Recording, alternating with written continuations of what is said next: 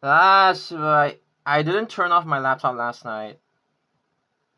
So as you guys know, in the context of Singapore, right? There are public transport.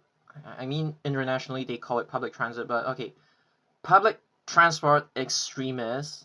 There are two camps of it, and one camp is the camp that is, uh, they would never ever stop pushing for rabid bus services, rabbit. You get what I mean? And then there's the other, even more delusional camp. Two bloggers in general, and their combined total support of like 10 people, I assume. They have like this whole notion that they wanna wipe out all the bus services in Singapore in favor of forcing everybody to take trains instead. Basically getting rid of all bus services, or at least like 90 to 95% of the Singapore bus network, in order to achieve their delusional goals. And my response to their delusions is that this particular region, a deforested town in Singapore, is never going to get direct train service to the airport. I'm not talking about just T5, but I'm talking about terminals 1, 2, 3 as well. Excluding terminal 4, but whatever. You see, here's the thing. This is Tengah, this is Maju, and this is Changi Airport Terminal 5. Yes, in theory, you could take STL to Maju, and then you transfer to the Cross Island line, and then this thing will wrap around itself. Like basically, this is Pasir Ris, Loyang, and then this is Changi Airport Terminal 5. This is Aviation Park on top of Terminal 5. Yes, I'm not saying that this isn't a viable route. Yes, you would still have to transfer one more time in order to reach terminals 1 to 3, but I'm just here to remind you that this route is for people who don't really have heavy luggage and people who are like really rushing for time. Doesn't necessarily mean they're flying, but people who just need to get to Changi Airport on time at the expense of making like two transfers. And it also depends on what kind of transfer layout this station would have. And I often hear about Singaporeans being like, Japan has like world class transport, and I think Singapore as a country needs to like copy Japan. Well, I'm here to remind you guys that sometimes in Japan your transfers could be long, like even longer in terms of distance as compared to Singapore. Now, I'm not talking about extreme transfer distances such as like between KO line Tokyo Station and then the rest of the JR lines. I'm not talking about extreme cases such as that. Even transfers at like Otemachi, or doesn't have to be big interchange stations, but even some stations, the transfer distance is like quite long as well, and you would often have to carry your luggage as well. So it's not like Japan's railway system is more well thought out, blah, blah, blah. And let me also take this opportunity to remind you that Narita Sky Access, not Skyliner. Skyliner, you have to pay an extra ryokin additional fare for it because you're reserving a seat. And even if you don't reserve a seat, you stand, you still have to pay for the higher speed in that sense. And let me remind you that Narita Sky Access, which is like the normal limited express that takes you straight from Takasago to Narita Airport, currently off peak, it operates at a frequency of, I don't remember, but it's like 40 to 45 minutes. 40 to 45 minutes for a direct train to the airport. Let me just remind you guys, in case you guys are still living in your fantasy world, that Japan has world-class transport. And then if you're thinking about Keisei Main Line, well, let me tell you guys, the average the average frequency of Keisei Main Line going to Narita Airport is about 15 to 20 minutes. You know why? Because not all trains proceed to Narita Airport. Some of them are short working trips. They stop at Narita, or they stop at the stations before it, or they proceed to Shibayama Chiyoda. Okay, Shibayama Chiyoda. I know you guys only have like an East-West line branch line that operates at like at most 12-minute frequencies, and you're here complaining that why can't Singapore's transport system be like Japan? Ugh. And let me just remind you one thing, because of space constraints, Keikyu line, right, Haneda, they actually do have like Zushi Hayama to airport line cruise services. Well, the way it works is they go to the platform of Keikyu Kamata, and then they just like reverse. And from airport, they go back to Keikyu Kamata, and then they reverse. But what if you're coming from like Shinagawa area? Okay. Well,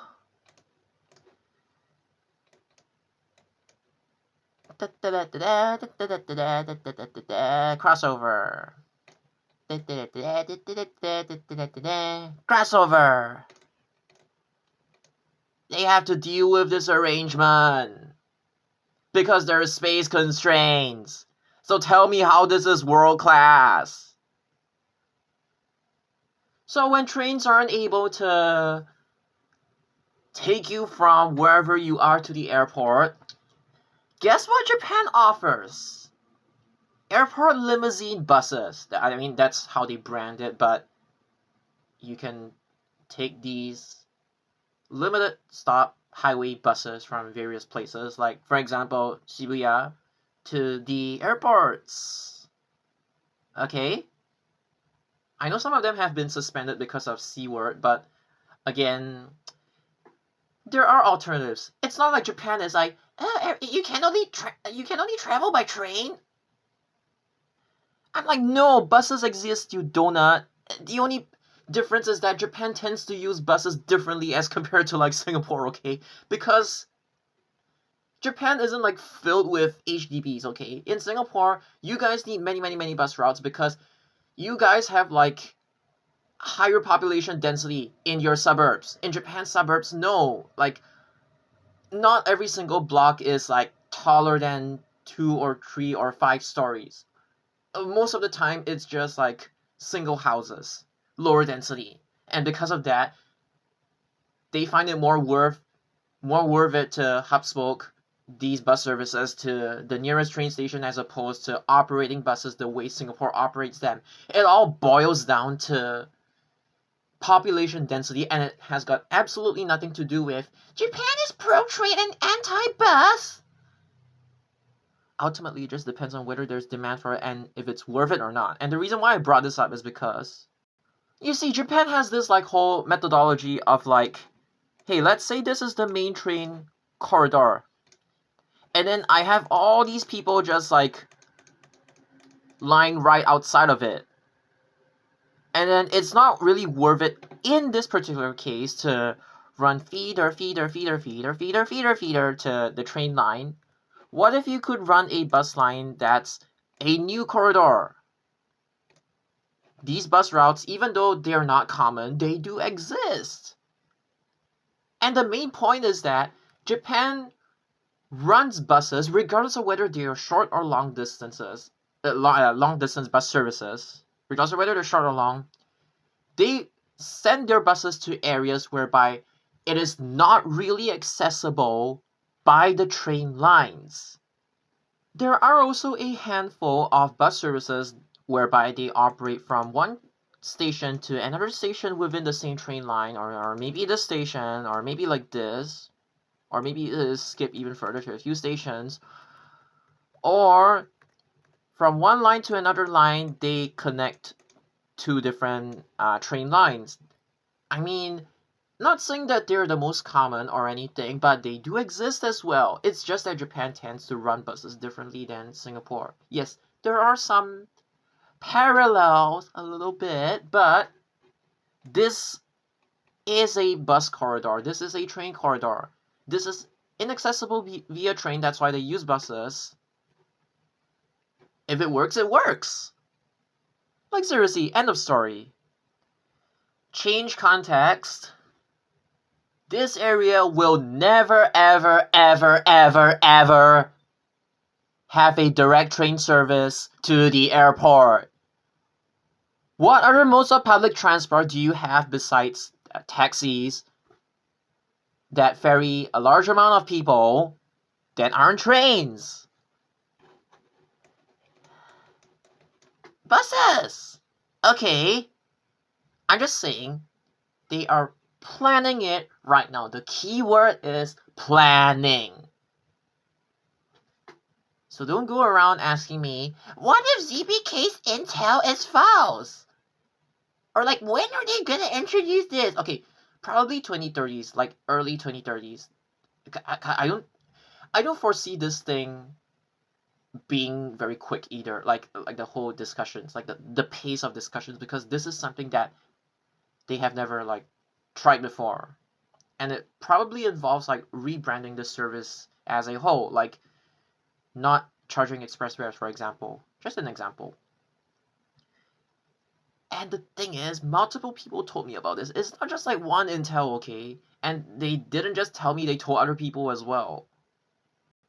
So why are you guys blaming me for sending the message as opposed to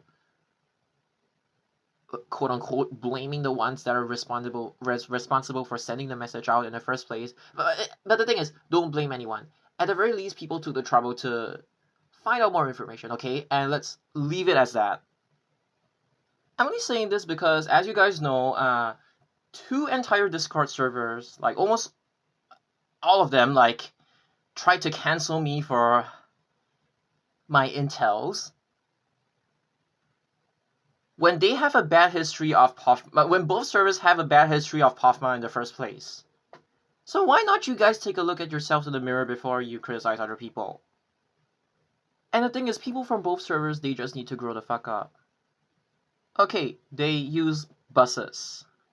Now, whether this thing is going to serve Badok Reservoir, just gonna tell you, even if they take like the most direct route out of Tengah to Princess Elizabeth Primary School, like that pair of bus stops, and then they go the usual route, Burgundy, PIE, Lorong 6 Toa Payoh, and stuff like that. Let's say they keep Bidadari. Okay, obviously this thing, SBS was the one who counter-proposed to use Serangoon in the meantime, so obviously this one wouldn't be kept. And the thing is, Serangoon doesn't even need like a new connection to the airport, because they literally have this thing called 53. And then at some point in time, there was even some sketchy, dodgy rumor about 53 getting amended to Bidadari instead of Bishan, but thankfully that one has been quote unquote resolved. So they're not gonna do anything with 53, thankfully. They are now trying to pitch this one to the airport instead. As in like this area. If they're saying they need a connection to the airport, right? Again, it's not just Tengah.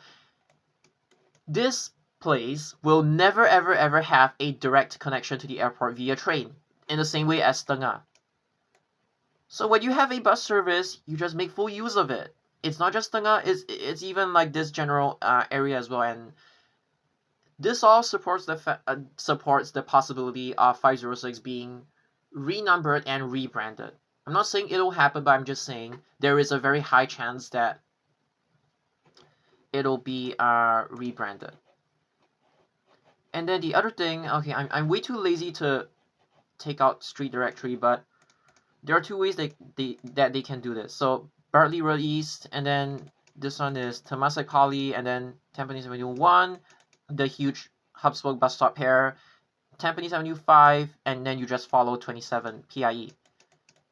But if you somehow see, the thing is, the route is already very long, and they need to take like the most direct route. But somehow, if this thing were to serve Bedok Reservoir, it would not use the flyover. It would probably exit at like UNOS Link, go to Bedok Reservoir Road, and then the only way that they can go about doing this, because there is no entry point from Bedok North Road to PIE Changi, there is only an entry point towards like PIE Tuas, right?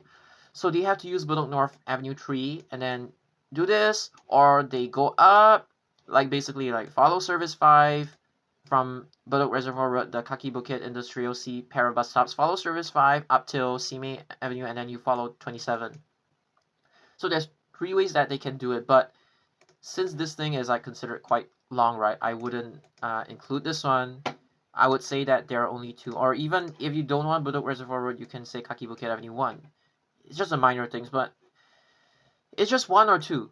But looking at how long the route is from Tengah to Changi Airport, and I believe if they wanted to introduce such a long route as per what my commenter mentioned, it would probably terminate at Changi Airport Terminal 4, and then they would probably try to negotiate with Changi Airport Group, which is why probably this thing will only happen in the early 2030s, because they need to negotiate. Just like, that express service from Pongo to the peak hour only express service from Pongo Coast to airport, they need to negotiate. But especially since this is like regarding Terminal 4 as well. Either they do a no. That one was a peak hour service. So, okay. But since this will be a full day service, I mean, I cannot think of any other possibilities than it, as opposed to it being a. I cannot think of any other possibilities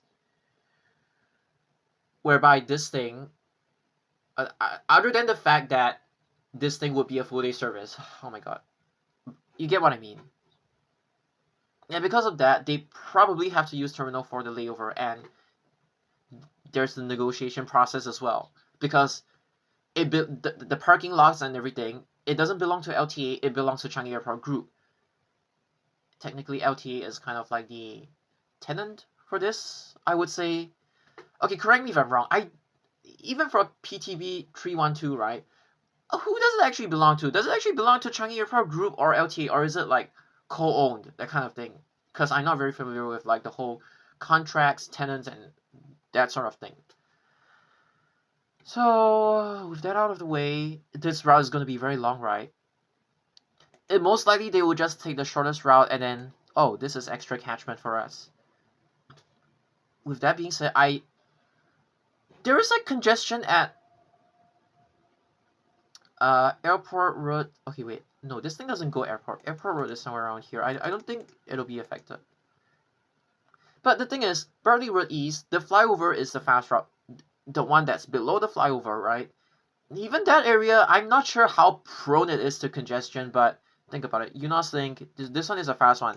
And then this one is congestion. Yes, you have dead mileage over the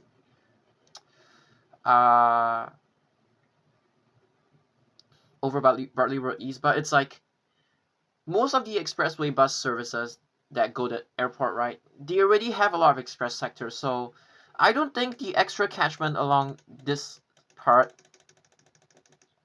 would actually be, along this part would actually be like a high priority. They could, but since this thing is meant to prioritize Tengah and Toa Payoh and Bidadari, right? I think this route will most likely be chosen, but again, I would like to be proven wrong, especially if they are keen to serve Bedok Reservoir. Again, nothing political. I'm just talking about like, is it worth it? And you need to think about your main target audience for this new bus service. Is it going to be merely a bus service that connects different places, like different neighborhoods to the airport? Or is it one that's supposed to prioritize connectivity from the west and Toa Payoh and Bidadari to, which is technically part of Toa Payoh, right? I'm not sure, but like, are they trying to prioritize maximum catchment from neighborhoods to the airport, or are they trying to prioritize west and central-ish connectivity to the airport, like fast connectivity? So whether it's 1 or 2 would actually depend on what they're trying to prioritize. I'm only drawing Route 2, like this is North Avenue 3, just to show you how it would be possible. And then since I have time, I'm just going to extend this discussion as to how currently the OCs are being deployed. Because as you guys know, the selling point for OCs, I know they don't have much time left, but is basically they have 2 PIW spaces as opposed to just one for Citaros and A22s, Euro 5. So that's their selling point. And then the other selling point is that there's more standing space as opposed to sitting space, a seating space. So it could be used on bus services whereby people don't travel long distances. Like, it's the whole board alike thingy that I've been explaining. And also, OCs tend to be, they're the older buses, right? So some buses that were historically dumping grounds for older bus models, such as like RWS8 staff, and even RWS8 itself to some degree, I would say. Stuff like 925, even though 925 is more of like for Citaros now, but you're thinking about like old buses now, like currently. There's 178, there's 172, there's 975, and then there's also like 882, and what else is there? Like if you're thinking about 167 or 851 in the past, right? It's because Novena, there's that whole hospital cluster. That's why the 2 PIW spaces would be beneficial to them. So basically, it's either the need to accommodate PIWs because they serve hospitals, or it's because there's a lot of like board and alike, like 859, or even the Woodlands feeder bus services. What else did he tell me? I think it's mostly this. And then 853 is because of like Kutekwat. 171, this one, even as early as TIB 8388, right? This thing, 171 has been like a main stress testing route because of its long distance. I mean, like back then, when it was like Yishun to Marina Center. And then historically, it was like what? Queen Street to uh Cashew, Bukit Panjang, Woodlands, Road, Mandai. Yeah, you get what I mean. Like historically, 171 had always been like a stress test route, and then there's also like other services that they used to have 0405s, and then the OCs just pretty much replaced those non-wheelchair accessible SDs. Cause yeah, like there are many considerations for them for like the deployments of OCs in general. This is just an extension because somebody kind of requested me to talk about this a little bit, not really in great detail, but to talk about why certain services they get OCs and why certain services they don't get OCs. Because historically, all three depots had OCs because they were the very first wheelchair accessible bus for SMRT. And then for Citaros, they used to be more Ang Mo Kio depot based. Kranji had them, but it's more Ang Mo Kio depot based. And then SMRT Ang Mo Kio depot was no more, and then they eventually got shifted over to Kranji depot, and then they got shifted again to Woodlands depot. So yeah, this is basically how deployments change over time and how the deployments were being prioritized on certain services due to like different reasons. I would say it's not just one. Sometimes it could be a combination of like more than one of them. So yeah, hopefully I've addressed that. Bye. I don't have anything else to talk about.